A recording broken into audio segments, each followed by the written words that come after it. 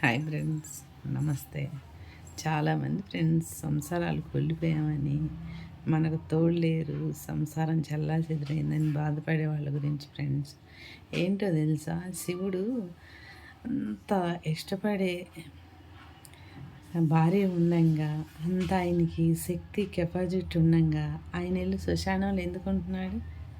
ఆమెను దూరంగా ఎందుకు పెడుతున్నాడు? ఎప్పుడైనా ఎవరైనా గమనించారా ఫ్రెండ్స్? సృష్టి ధర్మము. సృష్టి ధర్మం అంటే ఏంటి? మన మొఖాన దేవుడు మనకి ఏం రాసి పెట్టుండాడో అది జరిగిద్ది, అది అంతే. మనం ఎన్నో అనుకుంటాం, ఎన్నో చేస్తాం.